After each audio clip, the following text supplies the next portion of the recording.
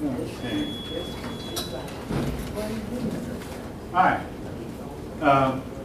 Several of you have been asking about the paper, and folks, I don't really know what I can say that hasn't been said. I do have 2 sample papers on iCollege, and that should tell you a lot. Double space typed with a title page. The first thing I look for when I grade a paper, 4 things. Number 1, is there a title page? That's 2 points if there isn't. And a lot of students leave it off, and there's no reason to. Number 2, are the pages numbered? Number 3, is there bibliography? And number 4, what is the word count? And that word count can really knock off a whole lot of points if you are short. Be sure that your word count is at least 1,000 words. And you wonder why is that so important? Because if we didn't, some of you would turn in a paragraph and call it a research paper. I mean, I guarantee you that would happen. So we did, I mean, even at the big universities, they have to set limits. I mean, I did a seminar one time where the requirement was a 30-page research paper. Yeah, I did mine on Stonewall Jackson. I actually did 2 seminars, one on Stonewall Jackson, the other one on the Crusades. So anyway, both of them required 30-page papers. In fact, you get high up in history and you sign up for a course, and it has the professor's name, and the time to meet is TBA.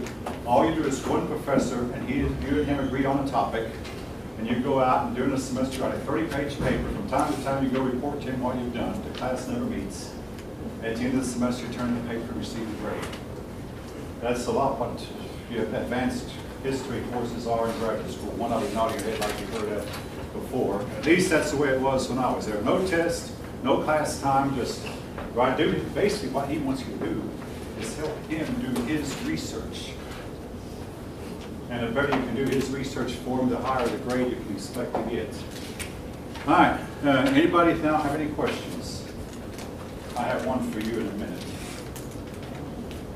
All right. I was sitting in my car yesterday, my son driving.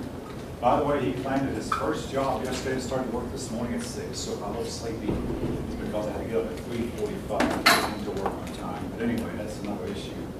But I was thinking, the Chinese believe that, among other things, history repeated itself, went in cycles.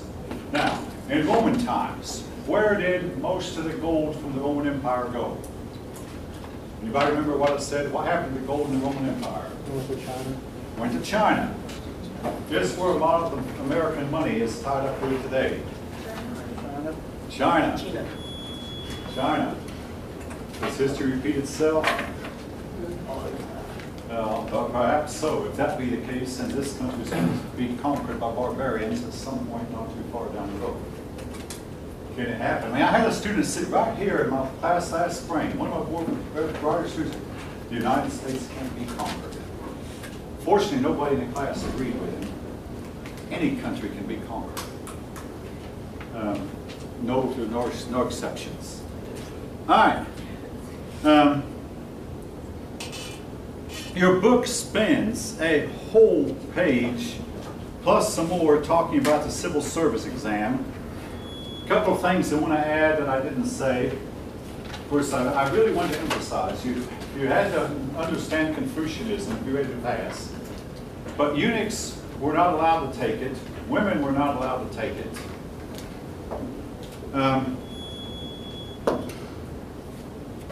You had to be able to recite large portions of Confucius to be able to take it. And most of the people who passed were scholar gentry.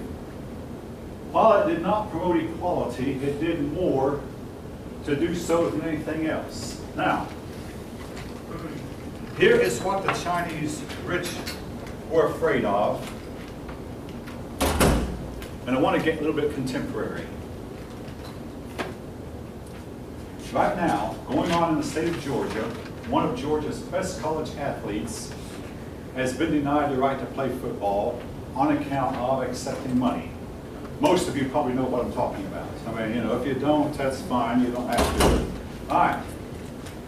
So my son and I discussed this rule. My 17-year-old son said, well, I think this is unfair. I said, well, perhaps it is. But number one, this rule that this man violated, apparently violated, has been on the books for more than 100 years. What was the original purpose of it? Okay, keep in mind, folks, more than 99% of the population is not rich. The reason for the rule originally was so that the rich people could get together and play their games, because they knew if they allowed the poor to play their games, the poor would always beat the rich out of their positions. So they passed a rule that anyone who had to play for money, in other words, the poor had to play for money, was not eligible to play amateur sports. Again, the purpose was to make sure only the rich, the rich participated, the poor were left out.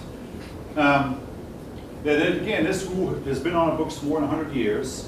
What does this have to do with the Chinese civil service exam? Simply, with more than 99% of the Chinese ordinary people being poor, if they would have tried to educate everybody, inevitably, rich people would have come along, poor people would come along who would have beat the rich out of their positions. So the idea is you have to keep the poor people in ignorance, or some of them are smarter than some of us rich folk, and they'll beat us out of positions, just like in athletics. Can any of you name a professional athlete, a star athlete who came from the rich? In a few minutes I can name several who came from the poor. Amen. The poor, all right. Who came from poverty? Well, Joe Louis, Jackie Robinson, Babe Ruth, Bob Cousy. Hank Aaron. I'm naming some old-time players perhaps. Almost every professional athlete came from among the poor. And Bob Cousy himself, who has said he could not name one who came from the rich. And he was a star athlete for the Boston Celtics back in the 1950s and 60s. He said there might have been some rich person who made the team somewhere, but I can't think of one. The rule might seem stupid, but it was designed to keep the rich playing their own games among themselves without poor athletes coming in who would beat them out of the position almost every time. And it's still on the books.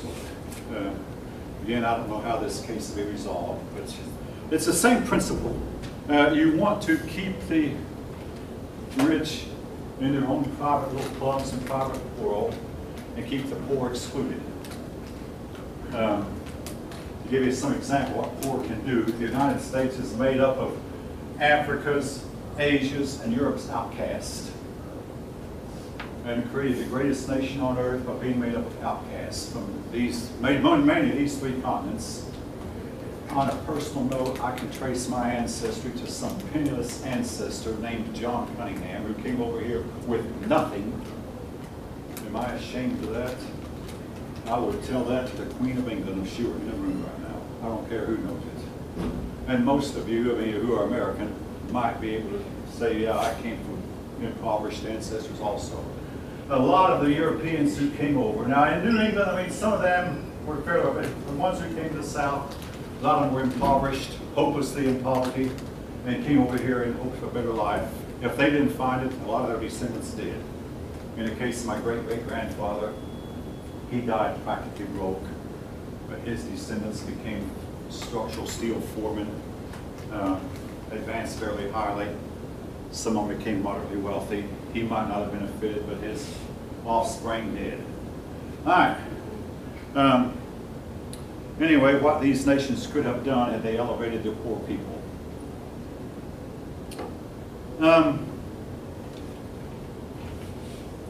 Now, local government.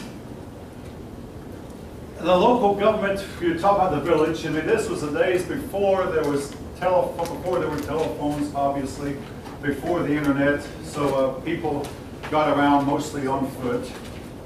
The local government centered around the village, and while most Chinese had no involvement in local government, in local government or any government, the few who did have involvement in government mostly had involvement in local government. And for the most part, the emperors left the local government alone, so local governments were somewhat semi-autonomous. Each could decide for itself what rules it would enforce and set up its own council, its own chieftains, and so on. Now, in the area of the economy, I want to mention land. The Chinese tried to do what so many societies have tried to do. There is a tendency in agricultural societies, which includes almost all societies in the whole world up to this time, a tendency for a few people to get control of virtually all the land, and your marginal farmer be thrown out of business. Here in America, the marginal farmer has been out of business for many years, and most of our farms are huge, huge farms. But the difference is our non-farmers are able to find employment.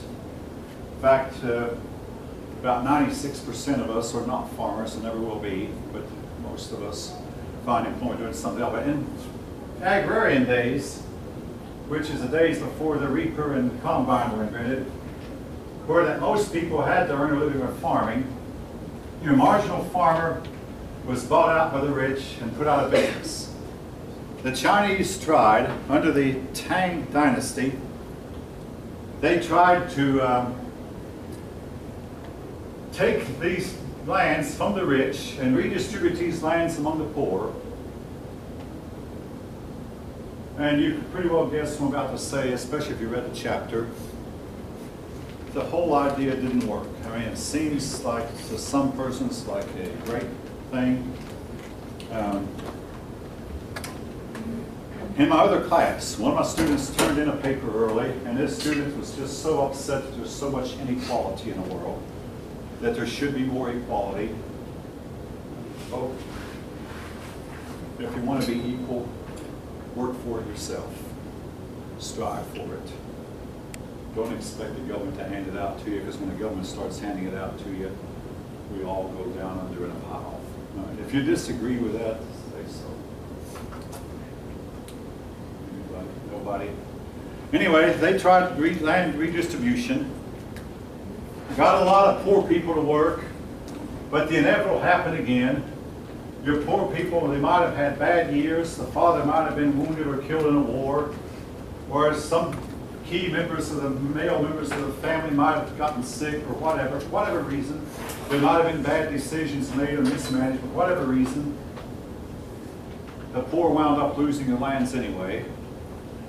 The Song dynasty that came a couple generations after the last of the Tang emperors tried some of the same thing. And they actually met with some success. The Song dynasty, as mentioned, was fairly prosperous. Hopefully you remember what I said about the Song. They were a socialistic dynasty largely. I mean, they liked to patronize the arts, the finer things of life. But all the while they were doing this, the Mongolians were building up their power. And eventually the Mongolians came in and took over.